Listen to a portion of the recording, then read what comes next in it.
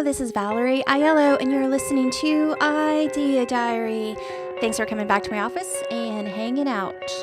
All right, so money has been on my mind since the last couple shows. I was talking about hiring a lawyer for a trademark and feeling like it might be too soon for that, kind of feeling like I might be spending the money wrong, and I just had decided to go ahead and do it.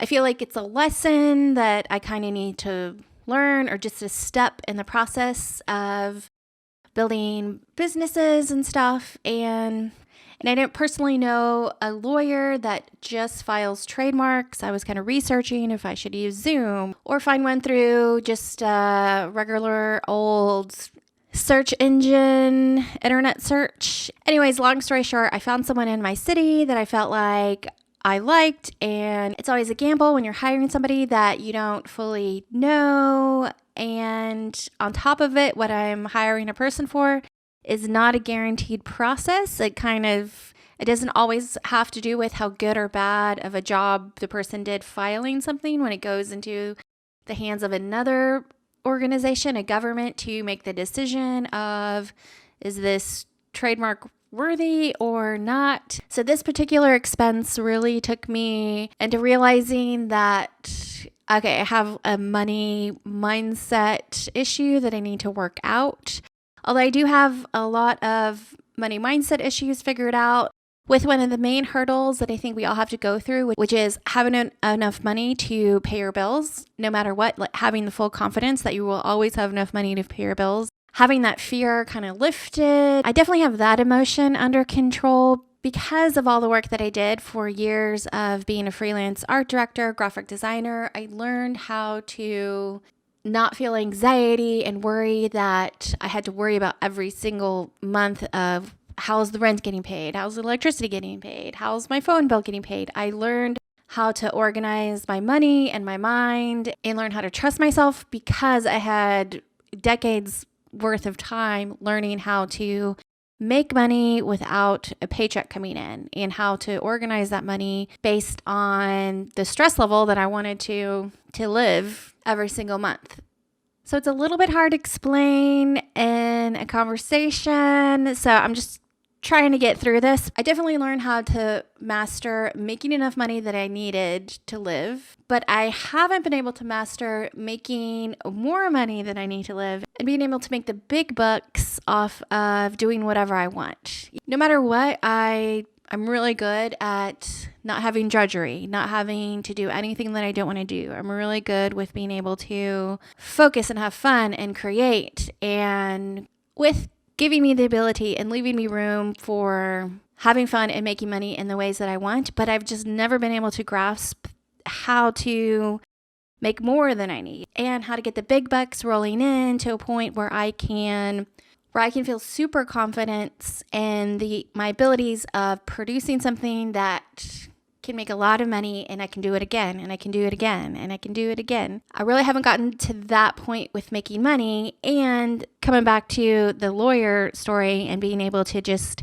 confidently pay that bill, know that I shopped and I made the right choice and that everything's going to be good. And even if it's not good, it's just a lesson that I learned, and I had to learn that lesson to get to the next lesson and to grow. I'm feeling very confident and relaxed, I guess, until the next problem, and then I might feel like I failed and I've lost money in some way. Anything can happen, but I'm definitely here for lessons, and I really don't feel like anything bad actually happens. I feel like everything is a stepping stone in the process. But anyway, I was kind of having this anxiety over making this payment to pay for something that I needed, even though it wasn't 100% necessary. I wanted it and I needed it, and I feel like it was important. And it was something with a good amount of a price tag. That's not something that you want to lose being frivolous with making bad decisions. So I just was thinking, what is this? Why can't I just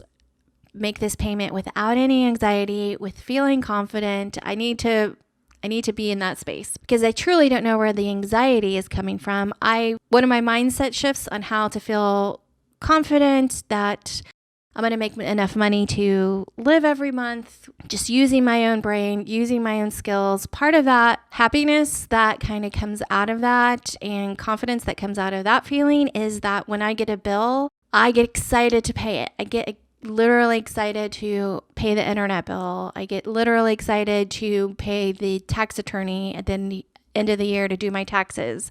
I really try to think about bills as something that I get to pay, and I'm so excited, and I'm so excited to have the money to pay the bills instead of that feeling like I've got to pay another $200 here, another $500 here, another $1,000 here. I definitely I acknowledge the thought in my brain that I think it sucks to be paying this thing, and I flip it fast, and I consciously tell myself how exciting it is to be able to have the money in the bank account and just swipe the card without the worry that this whatever chunk of money is about to come out of the bank account, because I know I'm going to be refilling that amount of money soon at some point. And I love that feeling of not frivolous spending, but when you're buying something that you know that you need and that's the price of it, there's really no negotiation.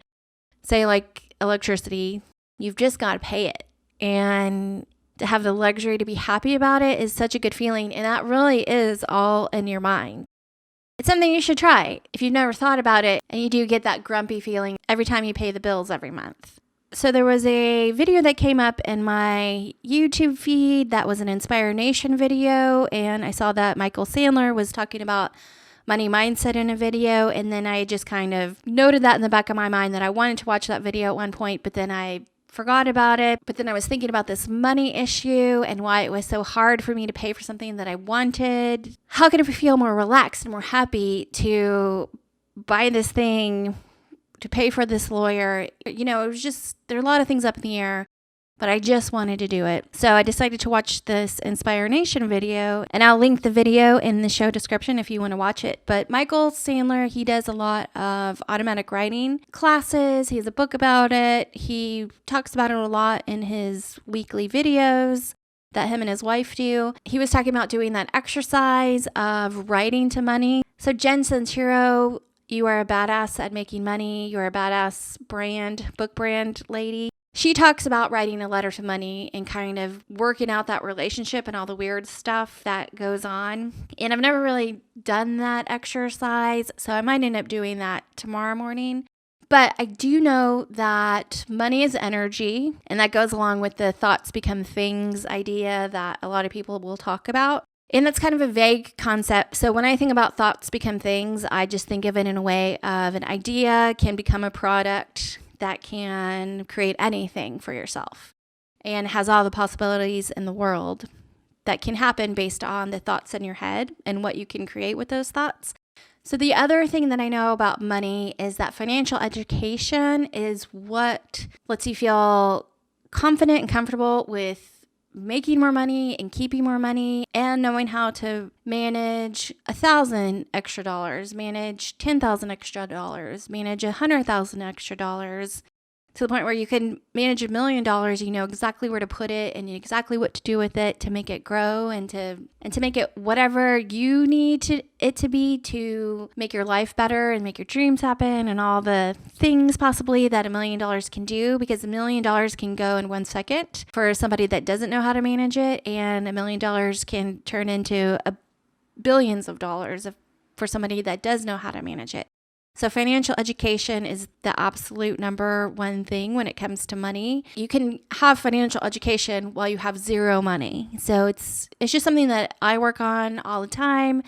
I'm naturally not a math person, so sometimes it is a little bit more of a struggle, but with YouTube videos and the different people explaining different things in different ways, I love listening to financial stuff, and sometimes I get bored and sometimes things are over my head, but the repetition and finding the people that kind of align with my values. I obviously could always be better and take things way more seriously, but it is something that I consciously think about is how can I get my financial education up to speed? But this particular Michael Sandler video, he said something that definitely gave me a shift, I feel like in the right direction. But he was talking about money being your best friend. And you're really not going to be friends with somebody that's always worried and always has dread and is really insecure and doesn't know if you like them or not, and is always having problems and wants to endlessly talk about your relationship for no reason and with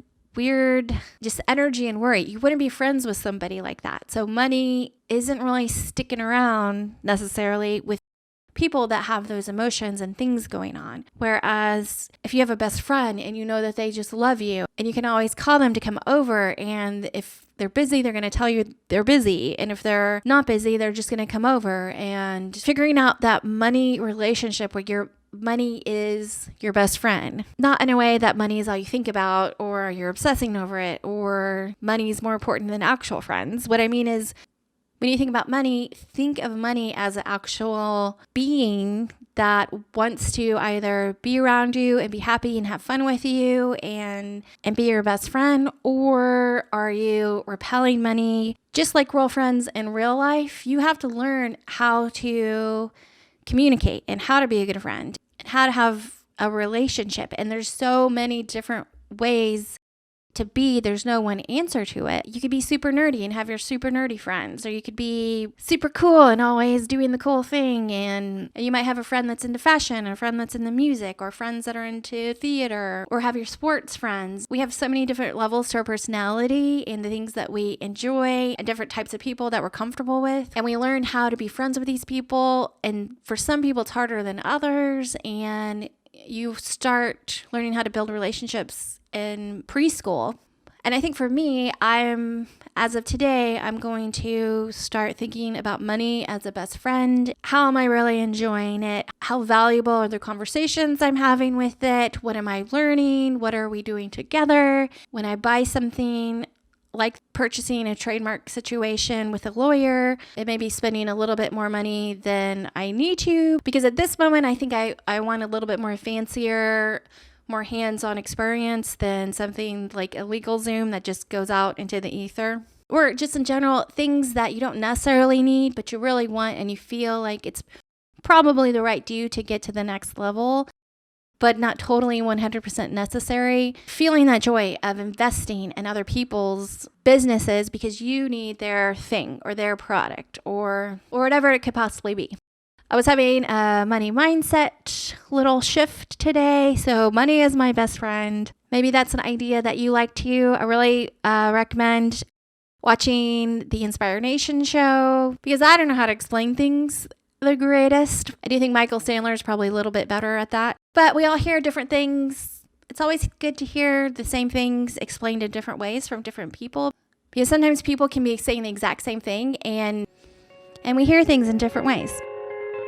So I guess that's the show for today. I still don't know how to end the show, so I'm just going to play the music.